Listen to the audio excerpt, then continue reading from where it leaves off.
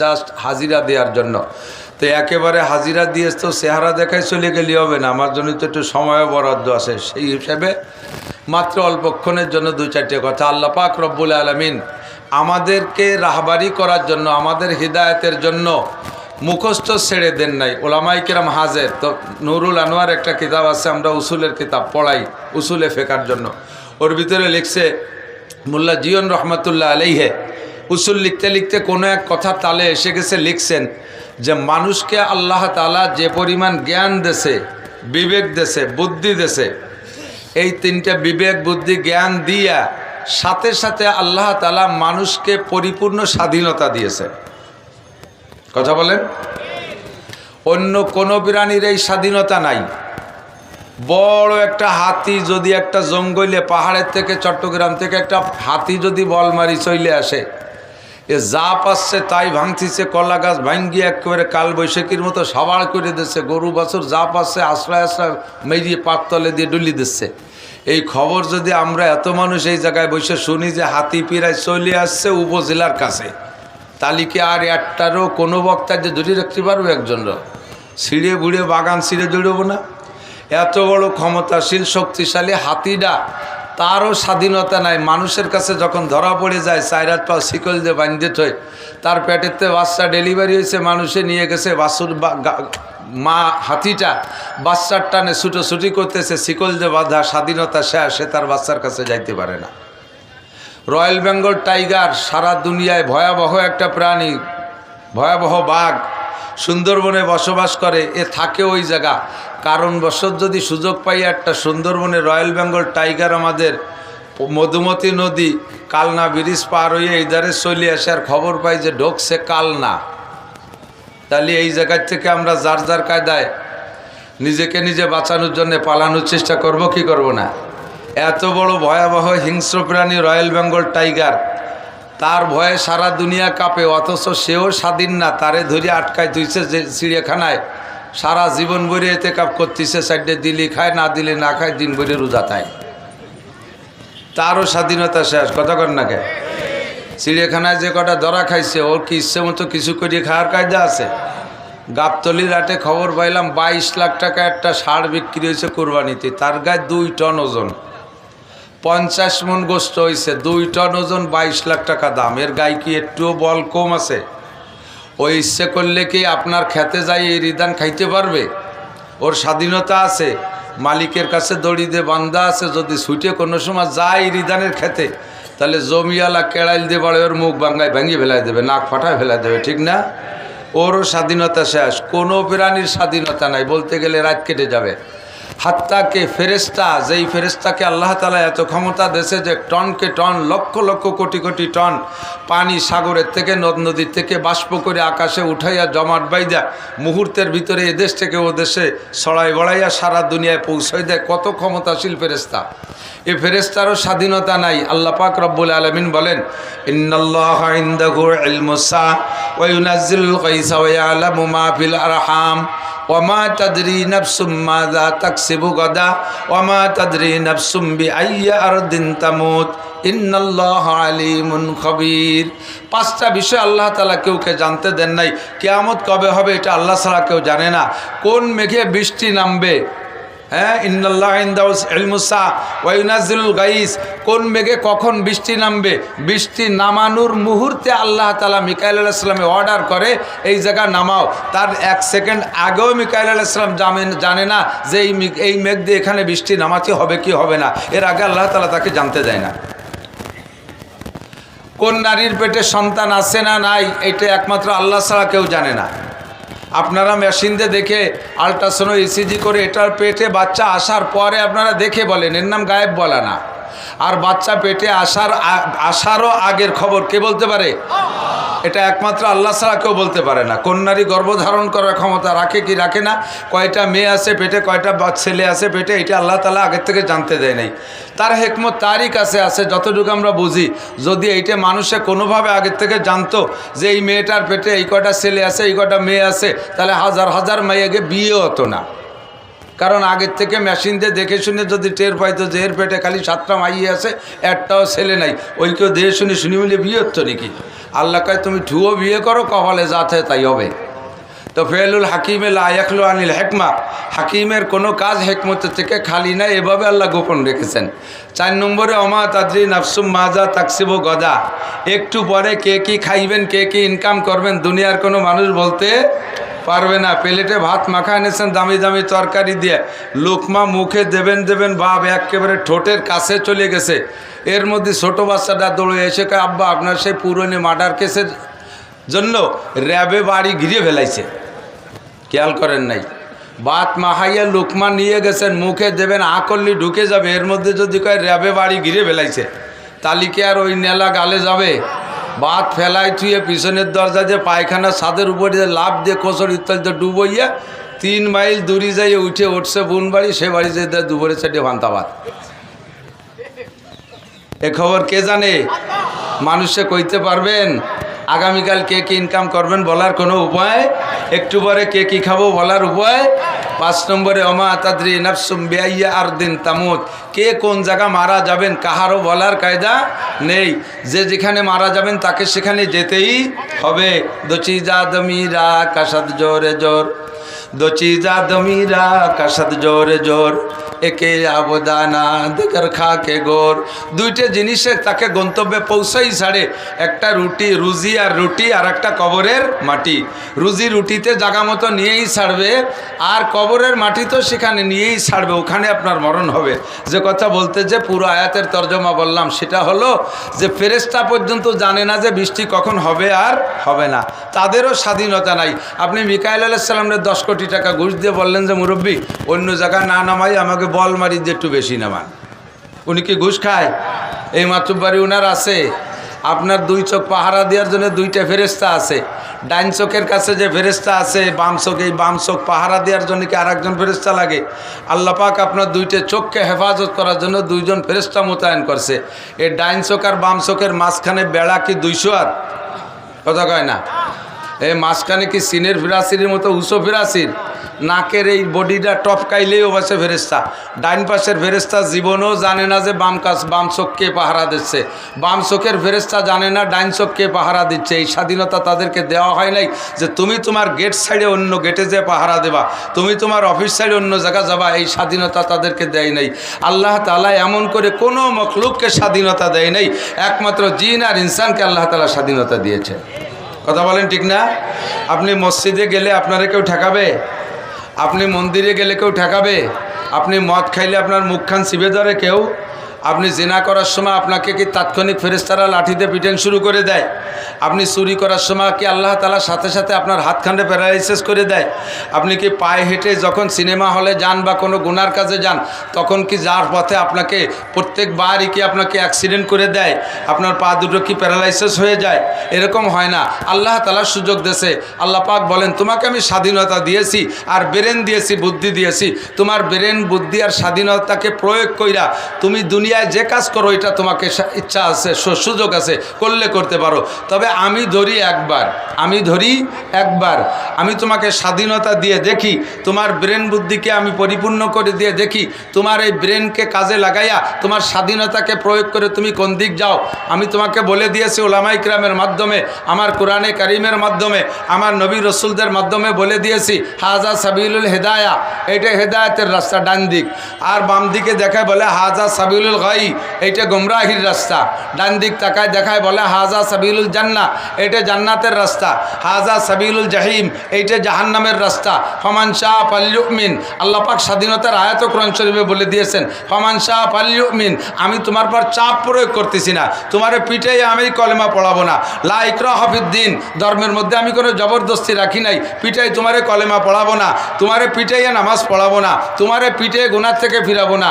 আমি তোমাকে 2টে দিক দেখাইয়া স্বাধীনতা দিয়েছি। ফামান শাহ ফাল ইউমিন, যার মনে চায় ঈমান আনো, ফামান শাহ ফাল ইয়াকফুর, যার মনে চায় তুমি কুফরি করো না ফরমানি করো। আমি তাৎক্ষণিকভাবে ধরি না। মানি তাদা ফাইন্নামা ইয়াহতাদি লিনাফসি, আমি জাস্ট বলে দিয়েছি মানি তাদা ফাইন্নামা ইয়াহতাদি লিনাফসি। হিদায়াতের একটা বেনিফিট আছে, হিদায়াতের একটা প্রতিদান আছে আমার কাছে। যে হিদায়াতের বাণী গ্রহণ করবা, যে ঈমান গ্রহণ করবা, তার জন্য আমার কাছে বিশাল পুরস্কার রয়েছে। ওমান দাল্লা ফাইন্নামা ইয়াদিল্লু আলাইহা, আর গুমরাহির পথ যে বেছে নিবা তারও একটা প্রতিদান আছে, সেটাও আমার থেকে পাবা। আমি তাৎক্ষণিকভাবে বিচার করি না, আমি একটু সুযোগ দেই। আমা হিলিল কাফিরিনা আমি হিলহুম রুয়াইদা। আল্লাহ পাক বলেন আমি সুযোগ দিছি, উঠতে থাকো, কত উপরে উঠতে পারো। তবে যেদিন তোমার উঠা শেষ হয়ে যাবে আমি সেদিন তোমাকে আছাড় দেব। আমি সুযোগ দিয়েছি, তাৎক্ষণিকভাবে ধরি না। উঠার সুযোগ দিয়েছি, তোমার বিবেক বিবেচনা স্বাধীনতাকে ব্যবহার করে উঠতে থাকো। নমরুদ, কত উপরে উঠতে পারো, উঠতে থাকো। ফিরাউন, কত উপরে উঠতে পারো, উঠতে থাকো। সাদ্দাদ, কত উপরে উঠতে থাকো, উঠতে পারো, উঠতে থাকো। বেনিয়ামিন নেতানিয়াহু, কত উপরে উঠতে পারো, উঠতে থাকো। জো বাইডেন, কত উপরে উঠতে থাকো, উঠতে পারো, উঠতে থাকো। তুমি মোদি, কত উপরে উঠতে পারো, ওঠো। যত উপরে উঠানো হবে আষাঢ়ে তত জোর বেশি হবে। যত উপরে উঠানো হবে আষাঢ়ে তত জোর। এই স্টেজের থেকে গড়াই পড়লে 3 হাত নিচে অবশ্যই মরবে না, বেশির বেশি একটু ব্যথা পাবে, ভেঙে চলে যাবে। আর 500 হাত উপরেতে যদি বেলায় দেয়, মূর্তি কি নিচে বন্ধু পড়া লাগে? অর্ধেক পথে মরবে, বাকিটুক পড়বে ভাও, মরা হয়ে যাবে আধা পথে। ঠিক কি ঠিক না? তো আল্লাহ পাক রব্বুল আলামিন সুযোগ দেশে উঠতে থাকুক, একটুও মন খারাপের দরকার নাই, একটুও মন খারাপের দরকার নাই যে তারা এত উপরে উঠে যাচ্ছে আমরা পিছিয়ে পড়ে যাচ্ছি, তাতে একটুও মন খারাপের দরকার নাই। আল্লাহ পাক রব্বুল আলামিন তাদেরকে সুযোগ দেশে, বহুত বড় বড়দেরকে সুযোগ দিয়ে আল্লাহ তাআলা উপযুক্ত পানিশমেন্টও দিয়েছে। ঠিক কি ঠিক না? ইনশাআল্লাহ এরাও পাবে, বিশ্বাস আছে না নাই? তো যা বলতে চাইছি সেটা হলো, আমাকে আপনাকে যে স্বাধীনতা আর বিবেক বিবেচনা জ্ঞান বুদ্ধি দিয়েছে, এই স্বাধীনতা আর বিবেক জ্ঞান বিবেক বিবেচনাকে ব্যবহার করে, খেয়াল করেন, ভালো করে খেয়াল করেন, এই স্বাধীনতা এবং বিবেক বিবেচনাকে ব্যবহার করে আল্লাহ যে আমার সৃষ্টিকর্তা খুঁজে নিয়ে আমার উপরে ফরজ ছিল। কোনো আসমানি কিতাব লাগবে না, কোনো নবী রাসূল পাঠানোর আল্লাহর দায়িত্ব নাই, কোনো ফেরেশতার দরকার নাই। আমাকে আল্লাহ তাআলা যতটুকু জ্ঞান দেশে এইটাকে কাজে লাগাইলে আমি আল্লাহকে খুঁজে পেতে পারি, আমার উপর এটা দায়িত্ব ছিল। যার হাজারো প্রমাণ আছে। এই মাইক ছিল না, এর জন্য কোরআন শরীফে লিখে দেয় না যে এই বানালিভাবে মাইক বানালি মাইক হয়। মোবাইলের নামও নাই কোরআন শরীফে, বুখারী শরীফে কোনো জায়গা নাই। এ তোমরা ব্রেন খাটাইয়া কী দিয়ে জয়েন্ট করলে কার সাথে কারে সংযোগ দিলে এভাবে দূর দূর থেকে কথা বলা যায়। তোমরা ব্রেন খাটাইয়া এত কঠিন কিছু আবিষ্কার করলে আল্লাহকে খুঁজে পাওয়া এত কঠিন না, আল্লাহকে খুঁজে পাওয়া অতি সহজ। বর্গেদার আক্তানে সবজ দর নজরে হুশিয়ার, বর্গেদার আক্তানে সবজ দর নজরে হুশিয়ার, हर बरा के दफ्तर मारे पाते किरदगार, शजर में हजर में तेरी रंग बू है, जिधर देखता हो उधर तू ही तू है। হাজারো হাজার অসংখ্য আল্লাহ পাক রব্বুল আলামিনের কুদরত আমাদের চোখের সামনে আছে না নাই? এগুলো দেখলেই সহজে আল্লাহকে খুঁজে পাওয়া যায়। বলতে গেলে সময় যাবে, যেহেতু আমার সময় কম, অধিকার ব্যাখ্যায় যাব না। তো আমাকে আপনাকে যে জ্ঞান বুদ্ধি দিয়েছে, স্বাধীনতা দিয়েছে, এটাকে প্রয়োগ কইরা আল্লাহকে খুঁজে বের করা। সৃষ্টিকর্তা আমার আল্লাহ, খালেক আমার আল্লাহ, মালিক আমার আল্লাহ, রজ্জাক আমার আল্লাহ, যেহেতু সব কিছু আমার আল্লাহ। ওমালি আলা আবুদুল্লাযী ফাতারানি ওয়া ইলাইহি তুরজাউন, যেহেতু তিনি আমাকে সৃষ্টি করেছে, তিনি আমারে খাওয়ায়, তিনি আমারে অক্সিজেন দেয়। কোনোদিন অক্সিজেনের বিল নেয় না, গ্যালনকে গ্যালন পানি দেয়, কোনোদিন পানির বিল নেয় না। সূর্য চন্দ্র দিয়ে লাইট দেয়, কোনোদিন তার বিদ্যুৎ বিল, সূর্যের বিল নেয় না, চাঁদের বিল নেয় না। আমাকে হাজারো নিয়ামত দিয়ে পালতেছে। তো সেই রব্বুল আলামিন আমার কাছে ইবাদত কেন পাবে না? আমালিয়া, আমার কি হলো? লা আবুদুল্লাযী ফাতারানি, যে আমি তার ইবাদত করব না যিনি আমাকে বানাইলেন। ওয়া ইলাইহি তুরজাউন, শুধু বানায় শেষ করে যদি দিত, আবার যদি তার কাছে না যাওয়া লাগতো, তাহলে মন মুক্তভাবে যা খুশি তাই করতাম, নামাজ পড়তাম না, যা খুশি তাই করতাম। আমার তো আর একবারও ফিরে তার কাছে যেতে হবে। কথা বলেন ঠিক ঠিক না? তাহলে আমি তার ইবাদত কেন করব না? তার উপাসনা কেন করব না? তার কথা আমি কেন মানব না? ও দোস্ত, সৃষ্টিকর্তা কে? মালিক আমার কে? খালেক আমার কে? রজ্জাক আমার কে? সত্তার আমার কে, গফ্ফার আমার কে, রব আমার কে, কাজে ইবাদত পাবে আমার থেকে কে? দুনিয়ার কাহারও ইবাদত আমার করার যোগ্য, ঠিক কি না? তো এর পরেও আল্লাহ পাক রব্বুল আলামিন আমাকে আপনাকে এভাবে ব্লাঙ্ক ছেড়ে দেয় নাই যে তোমার ব্রেন দিয়ে আমারে খুঁজে নাও। আল্লাহ পাক সহযোগিতা করেছেন। 2.5 থেকে 3 লক্ষ নবী রসুল পাঠাইছে উস্তাদ হিসেবে, বলেন আলহামদুলিল্লাহ। আল্লাহ পাক তাদেরকে রুহের জগতে বসাইয়া ক্লাস করে পড়াইয়া যোগ্যতায় পরিপূর্ণ দিয়ে আখলাকি মানুষ বাছাই করে 2.5-3 লক্ষ নবী রসুল আমাদের উস্তাদ হিসেবে পাঠিয়েছেন। সেই উস্তাদদেরকে আবার খালি হাতে ছেড়ে দেয় নাই, মানুষে মানতে চাবে না। আল্লাহর পক্ষ থেকে দেওয়া সংবিধান 104খানা আসমানি কিতাব আল্লাহ তাআলা তাদের কাছে পাঠিয়েছেন। বলবেন না আলহামদুলিল্লাহ? বলেন আলহামদুলিল্লাহ। আল্লাহ ইহসান আমাদের উপরে করছে কি করেন নাই? করছেন না? আমরা কি ইচ্ছে মতো চলার সুযোগ আছে? আমরা সাংবিধানিকভাবে চলতে হবে না? এই সংবিধান কি মানব রচিত সংবিধান না রব রচিত সংবিধান? রব রচিত সংবিধান, কথা বলেন ঠিক না? তো 104খানা আসমানি কিতাবের 103 খান চলে গেছে। রানিংয়ে আছে কয়খান? 3 খান। ইনজিল, তৌরাত, কোরআন 3 খান চলবে। কয়খান? একটু জোরে কইতে হবে, এমন জোরে বলতে হবে যাতে খ্রিস্টান আর এহুদিদের, খ্রিস্টান মানে নাসারা আর এহুদি মানে এহুদি, নেতানিয়াহুর গোষ্ঠী, 2 গোষ্ঠীর কলিজায় বোমা মারার মতো একটা আতঙ্ক লেগে যায়। কিতাব চলবে কয়খান? জোর হলো না, কয়খান? ওইখানের নাম কি? আল কোরআন। আর কোনো সংবিধান চলবে, আর কোনো কিতাব চলবে না, ঠিক কি ঠিক না? আল্লাহ পাক এই কোরআন শরীফকে এমন সুন্দরভাবে লিখেছে, এমন সুন্দরভাবে তৈরি করে পাঠিয়েছে, যার পরে আর কোনো কিতাবের দরকার নাই, ঠিক কি ঠিক না? যত বড় পণ্ডিত হোক আর শিক্ষিত হোক, কোরআনের কাছে আইসে হার মানা লাগে কি লাগে না? হার মানতে হার মেনে গেছে, কিন্তু আত্ম অহমিকা, অহংকার আর আসাবিয়াত, নিজেদের পূর্বপুরুষের ঐতিহ্য ধরে রাখতে হবে, এই কারণেই জাস্ট কোরআন মানে না। বাকি কোরআন যে সত্য কিতাব ইহুদিরাও জানে, কোরআন যে সত্য কিতাব নাসারাও জানে, কোরআন যে সত্য কিতাব এটা হিন্দুরাও জানে, অন্তরে বিশ্বাস করে, মুখে স্বীকার করে না। Mister same quality of Abu জাহেল। আবু জাহেলের এই স্বভাব। ও জানতো মুহাম্মদ সত্য নবী, আবু জাহেল অন্তর থেকে জানতো কোরআন সত্য কিতাব, আবু জাহেল অন্তর দিয়ে বিশ্বাস করতো যে জিব্রাইল ফেরেশতা আসে, আবু জাহেল নবী পাকের সব বিশ্বাস করতো, কিন্তু স্বীকার করতো না। এই ইহুদ নাসারা হিন্দুদের একই অবস্থা।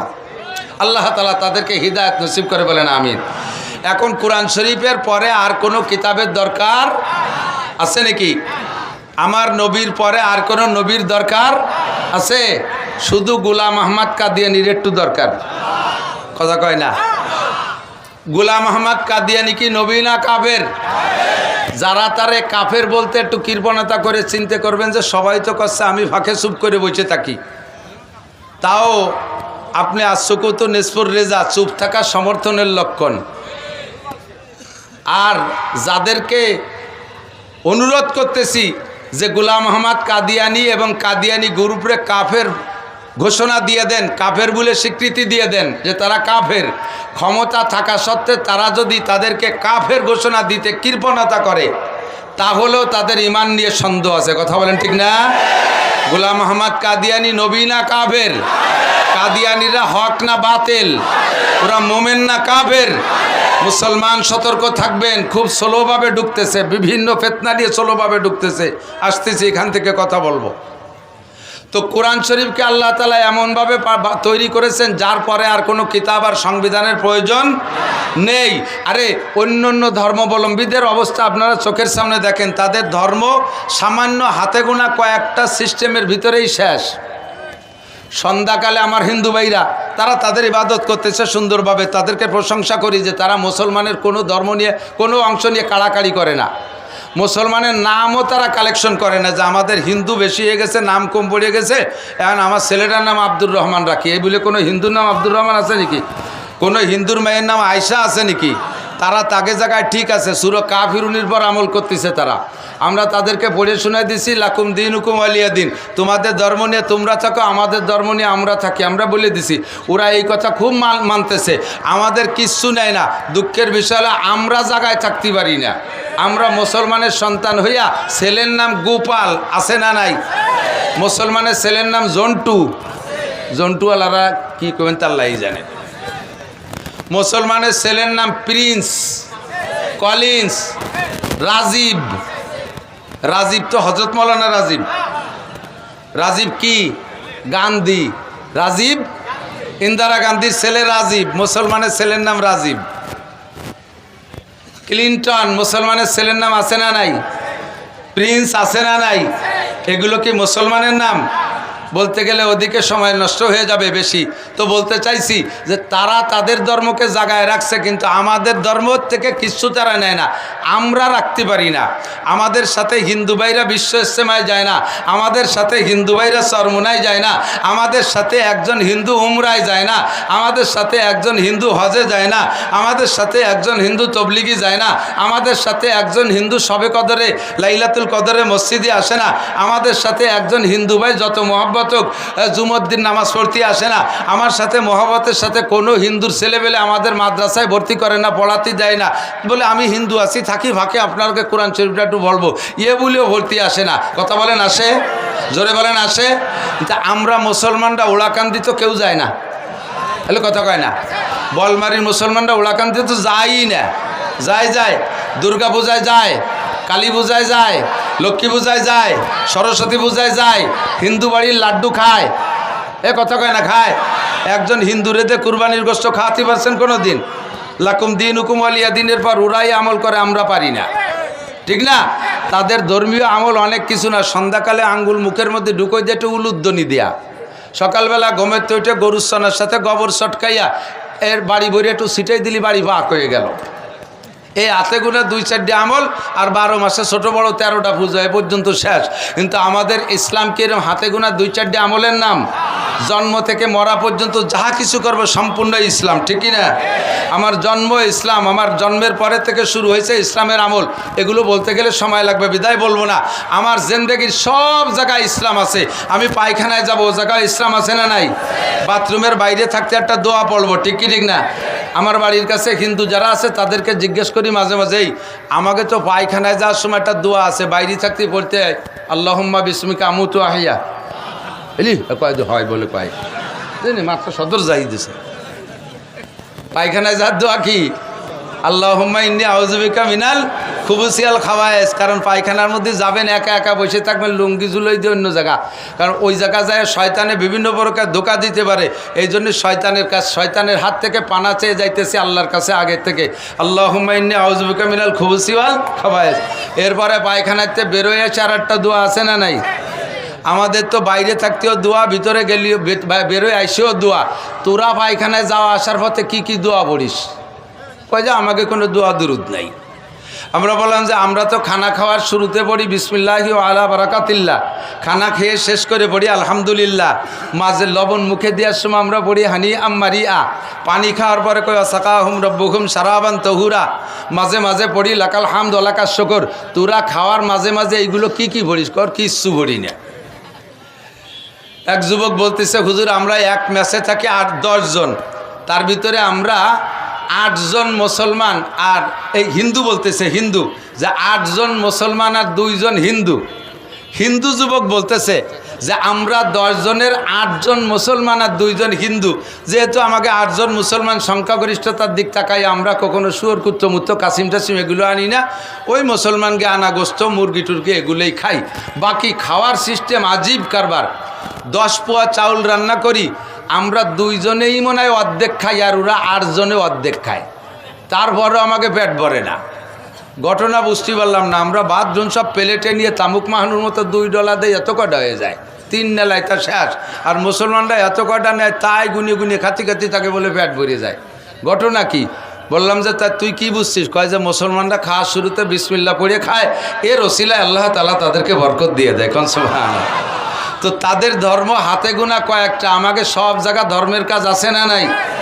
তো এই পূর্ণাঙ্গ ধর্ম দিয়ে আল্লাহ তাআলা কোরআনে কারিম নাজিল করেছে। কোরআন শরীফ শুধু নামাজের জন্য নয়, কোরআন শরীফ শুধু রোজার জন্য নয়, কোরআন শরীফ শুধু হজের জন্য নয়, কোরআন শরীফ শুধু জাকাতের জন্য নয়, কোরআন শরীফ শুধু রমজানে তেলাওয়াতের জন্য নয়। কমপ্লিট কোড অফ মুসলিম, মুসলমান জিন্দেগিকে সুন্দর করে মুসলমান বানাইয়া জান্নাতে যার যোগ্য যাত্রী, জান্নাতে বাসিন্দা হওয়ার মতো যোগ্য মানুষ বানাইয়া জান্নাতি সার্টিফিকেট দুনিয়ার থেকে হাতে দিয়ে নেয়ার মতো যেই শিক্ষা কোর্স, তার নামই হলো আল কোরআন। কথা বলেন ঠিক কি ঠিক না? তো এই কোরআন শরীফটা আল্লাহ তাআলা আদম আলাইহিস সালামের কাছে যদি দিতেন, তাহলে মাঝখানে এই 303 আর বাকি 103 খান লাগতো না। কথা খেয়াল করতেছেন না মনে হয়? ছোটরা মুড়ামুড়ি হরিস কেন? যা ওয়াজ করবে একটু পরে আবার শুনুন লিখবেন দেশখানে। আমি বক বক করতেছি খালি খালি নাকি? আশাবা সগীরা ওয়া আফনাল কবির কাররুল গদাতে অমারুল আশি। আরে আমাদের আগে এক শ্রেণী মুরব্বীরা চলে গেছে, তারপরে সেকেন্ড ক্লাসে মুরব্বীতে আসি। বর্তমানে আমরা আদা পাকা আদা কাঁচা। আমরা এক সময় থাকবো না, এরপরে আসবি তোরা। এখন থেকে যদি শুনে মুখস্থ না রাখিস, পরে গাইয়ে খাবি কি? পড়াপড়ির দিন শেষ, মোবাইলে সব পাইন মেরে দিছে, লেখাপড়া সব শেষ। কথা কন না কে? এখন শোনা উঠলো, একটু শুনিয়ে মুখস্থ রেখে তাই ধুয়ে মুছে খাতি পারবা, একটু খেয়ালই শোনো। তো কোরআন শরীফ খানকে আল্লাহ তাআলা আদম আলাইহিস সালামের কাছে দিলে বাকি 103 খান কিতাব লাগতো না। এটা তো পরিপূর্ণ ইসলামী কোর্স, ঠিকই না? তো আল্লাহ তাআলা কোরআন শরীফ ওসমা না দিয়ে এই নামিকা তাড়ি শেষমেশ দিলেন কেন? প্রশ্ন একটু আসে না নাই? কথা বলেন। তো এই প্রশ্নের জবাব হলো, যে জামানার মানুষ যেমন সেই জামানার জন্য আল্লাহ তাআলা নবী পাঠাইছে তেমন। যে জামানার মানুষের যোগ্যতা যেমন সেই জামানার জন্য কিতাব প্রয়োজন মনে করে আল্লাহ তাআলা সেই রকম কিতাব পাঠাইছে। ক্লাস 1-এর ছাত্ররে এম এর বই দিলি বসবে? এম এ ক্লাসের ছাত্ররে 1-2 বই ভর্তি দিলি পড়বে? সে তাতে তার চাহিদা মিটবে না। আদম আলাইহিস সালাম থেকে নূহ আলাইহিস সালাম পর্যন্ত প্রাইমারির যুগ চলে গেছে। সে সময় যতটুকু বইয়ের দরকার আদম আলাইহিস সালামকে আল্লাহ তাআলা দিয়েছিলেন। মানুষের যোগ্যতা যেমন কিতাব ছিল সেরকম। নূহ আলাইহিস সালাম থেকে ইব্রাহিম আলাইহিস সালাম পর্যন্ত মানুষ প্রাইমারি পার হয়ে হাই স্কুলে ঢুকছে। যোগ্যতা বেড়ে গেছে, ছাত্রর কোয়ালিটি খুব মোটামুটি একটু ভালো কোয়ালিটি।